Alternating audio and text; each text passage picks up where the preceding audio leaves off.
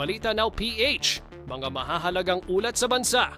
Una, mariing kinondena ng Department of Foreign Affairs at Department of National Defense ang Chinese state media na China Daily.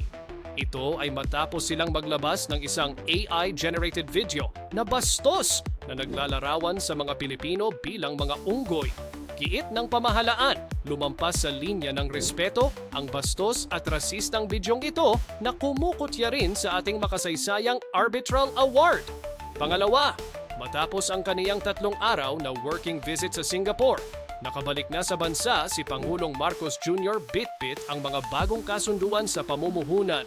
Samantala, lumipad naman ang Pangulo patungong Zambales ngayong araw para sa graduation ng Philippine Merchant Marine Academy kung saan muli niyang tiniyak ang buong suporta sa kapakanan ng mga seafarers. Pangatlo, uminit ang talakayan sa Senado matapos humirit ang prosekusyon na isubwena ang tax at bank records ni Vice President Sara Duterte.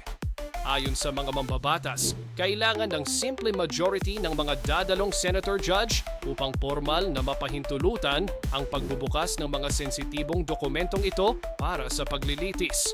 Pangapat, binabantayan ng PAGASA ang isang bagong tropical depression sa labas ng ating teritoryo. Ayon sa Weather Bureau, napakababa ng tsansa na pumasok ito sa bansa, kaya ligtas ang bansa sa direktang bagyo ngayong weekend. At panglima, sinampahan ng patong-patong na kaso sa ombudsman ang mambabatas na si Jojo Wang at dating kinatawan ng Ako Bicol na si Zaldico dahil sa mga umano'y irregularidad sa mga proyekto ng pamahalaan. Balita Now PH.